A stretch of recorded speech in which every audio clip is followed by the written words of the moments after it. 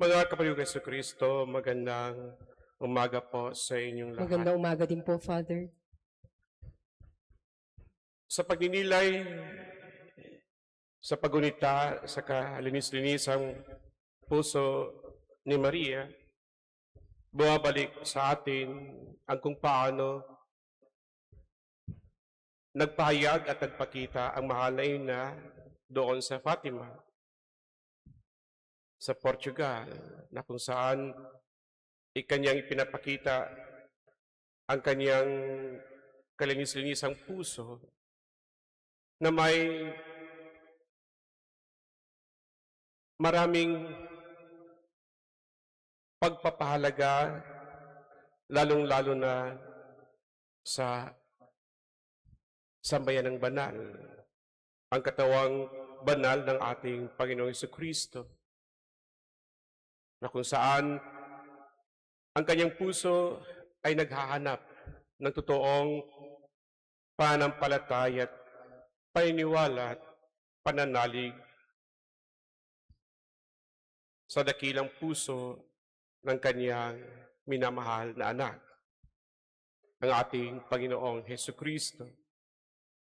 Ito'y sa kadahilanan na marami sa mga Kristiyano sa modernong panahon ang nawawalay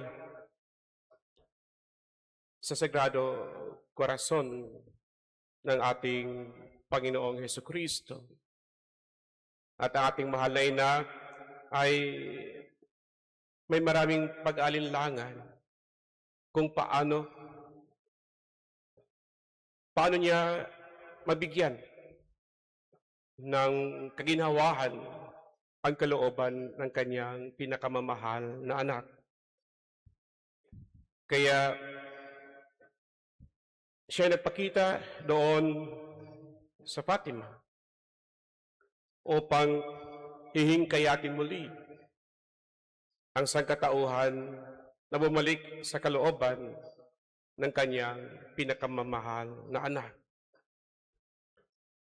Mga kapatid ko kay Jesucristo, alam naman natin ang mga puso ng mga ina na kung saan ayaw nila na magkaroon ng kalungkutan at mahulog sa desperadong pagdaramdam ang kanilang mga anak. Andoon ang takot na baka mawalay ang kanilang mga anak sa sariling pagmamahal sa pamilyang sila'y nakaloob. At ganito din ang nasa isip ng ating mahal na ina sa bawat kanyang pagpapakita sa sangkatauhan sa pamagitan ng kanyang mga piniling mga anak. Wala siyang ibang hinihiling sa araw-araw ng kanyang panalangin na sana tayong lahat ay magbalik loob sa sagradong puso ng kanyang pinakamamahal na anak, ang ating Panginoong Jesucristo. Marami mang kalungkutan ang ating mahal na ina, hindi dahil sa ang kanyang mahal na anak, ang Panginoong Jesucristo, ay handang magbigay ng parusa sa sanlibutan, kundi ang takot at kalungkutan na meron ng ating mahal na ina ay marami sa atin ang hindi makapasok sa kalooban ng kanyang mahal na anak. Na ibig sabihin, kapag mawalay tayo sa kalooban ng ating Panginoon sa Kristo, walang ibang mangyayari sa atin, kundi mahulog tayo sa apoy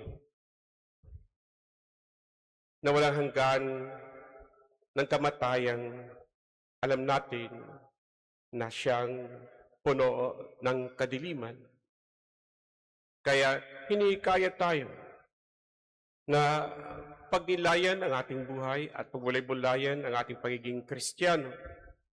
Dahil sa tayo'y binyagan sa pangalan ng ating Panginoon Kristo, na dapat ang sandalan ng ating buhay at ang ating panampalataya ay ang kamahal-mahalang puso ng ating Panginoon.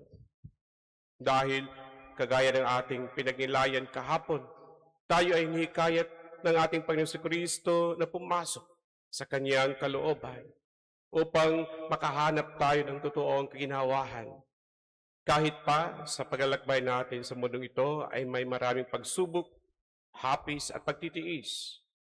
Mga pagtitimpi na meron tayo sa kadahilanan ng mga takot at pangamba na baka tayo ay mahulog sa kamatayang walang hanggan. Kaya sana sa araw-araw ating pamumuhay, bigyan natin ng pagpapahalaga ang ating pagiging Kristiyano, na bigyan natin ng laan na mabuo sa atin ang mga hiyas na siyang kinakailangan natin sa ating paglalakbay upang marating natin ang buhay na walang hanggan. Lalong-lalo na ang pagpapakumbabaan, ang karunungan at kaalaman banal tungkol sa katauhan ng ating Panginoon Kristo at ang kanyang pagka-Diyos. Mga kapatid, wala tayong ibang pupuntahan upang mapalapit tayo sa puso ng ating Panginoon Kristo, kundi ang ating mahal na Ina. Kaya sana, huwag nating kalimutan na tayo din ay mga anak ni Maria, nagmamahal sa atin at walang ibang ninanais, kundi marating din natin ang ipinangakong kaharian ng kanyang pinakamamahal na anak, ang ating Panginoong Kristo. Amen.